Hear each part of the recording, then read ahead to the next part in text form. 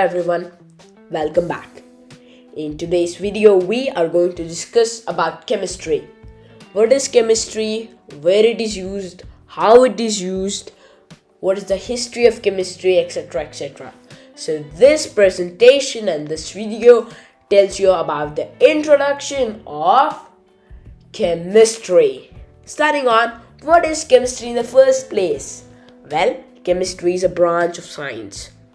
You see, science is divided into many other divisions, which is chemistry, physics, biology, earth sciences, space sciences. In that, chemistry is a branch. And definition of chemistry is that deals with study of elements and their chemical composition, structure, etc. Now, chemistry also has some subdivisions such as organic chemistry, biochemistry, nuclear chemistry, quantum chemistry, etc, etc. Moving on, history. Chemistry was first known as alchemy.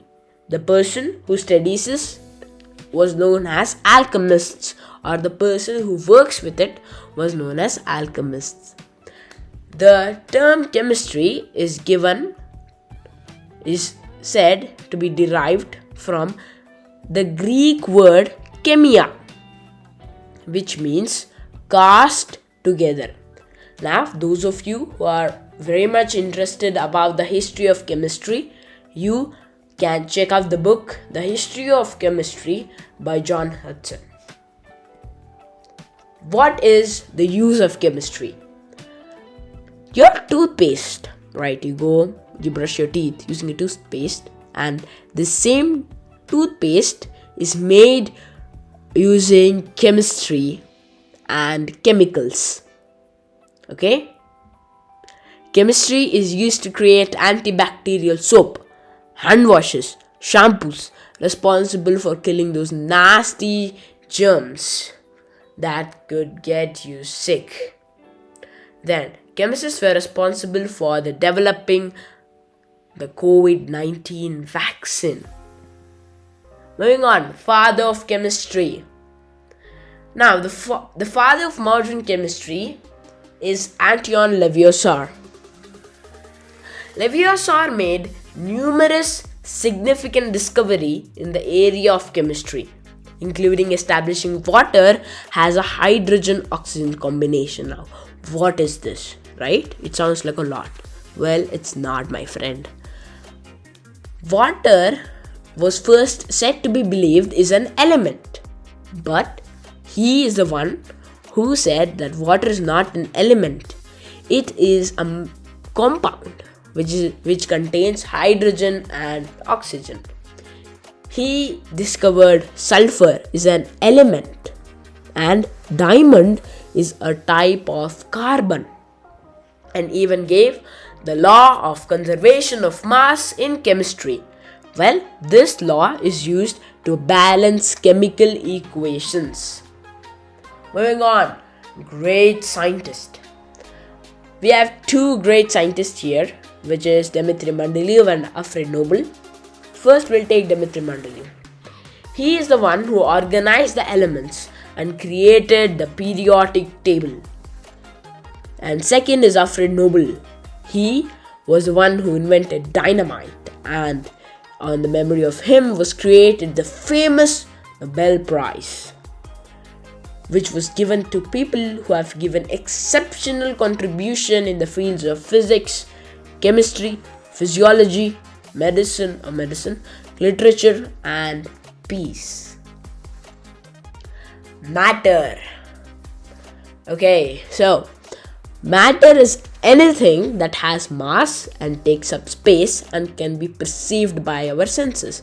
Now, what does this mean? It means that matter could be anything that has mass and takes up space, occupies space, and can be perceived. What do you mean by perceived? We can feel it. We can feel book, right? When we touch the book, we can feel how the book is. The book is rough, the book pages are smooth, and the air. We can feel the air, right?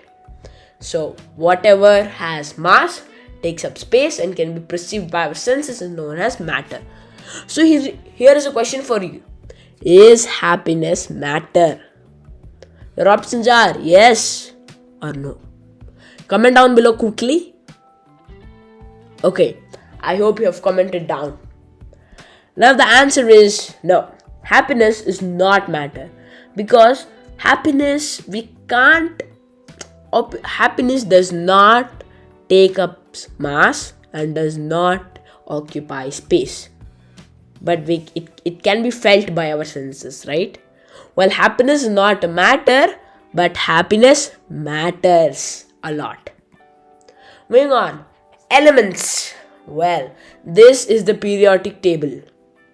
Well, this is not the exact periodic table which was created by Dmitry Mendeleev, but yeah, he gave the concept.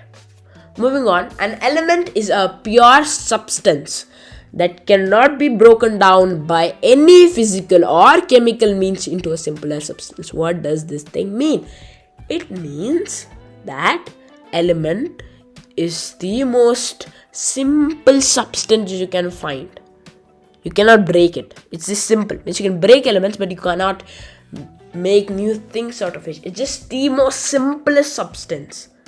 Okay? An element is made up of same kind of atoms. Now, what are atoms? We're gonna see in this video. Okay? Then elements are classified into metals, non-metals, and metalloids. Elements are represented by their symbol, like seen in this video. We can take oxygen, which is represented with the letter capital O. Carbon with the letter capital C. Then we have compounds. Well, a substance made up of two or more different elements that have been chemically joined is known as compound. Like when two hydrogen atom molecules and one oxygen molecule mix, they form H2O, which is water. I hope I've given the example. Next, chemical reaction. Now, chemical reactions are the process in which new substances with new properties are formed, right? So, for example, when there is hydrogen and there's oxygen, they have different properties, but when they're put together, water is formed, which has a different property, right? Got it? Moving on. We have atom and molecule. Well, atom is the smallest possible unit that exhibits all the properties of the particular element, like hydrogen or helium. Atom is the smallest possible unit. Of course, atom contains nucleus, neutron, proton, and electron, but this atom is the smallest unit that exhibits all the properties of that element. It may or may not have independent existence. It can exist independently in nature or may not exist independently in nature. Molecule. A molecule is nothing but a group of atoms that has independent existence. All the molecules have independent existence and can take part in chemical reaction, which means atom like hydrogen atom and oxygen atom cannot react, but hydrogen molecule and oxygen molecule can react. Moving on, molecular terms. First we have the intermolecular space. Space between the molecules. As we can see, solids have almost no intermolecular space, liquids have little, and gas have the maximum. Then we have intermolecular force of attraction, which means how forcefully does a molecule pull another molecule. That's it. Okay, force of attraction between molecules. Well, stage of matter. There are 3 stages of matter. Those are solid, liquid, and gas. Now we'll learn the differences. Well, I will not teach a lot of differences, but we'll know 3 differences only. Now solids have definite volume, liquids have definite volume, but gases have no definite volume.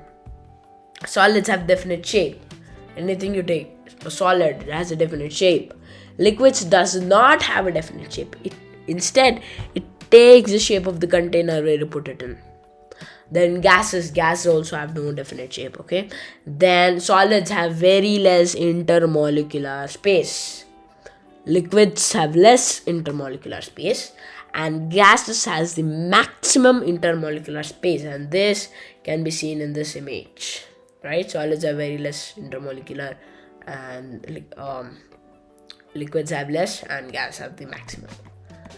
Okay, thank you for everyone staying till here.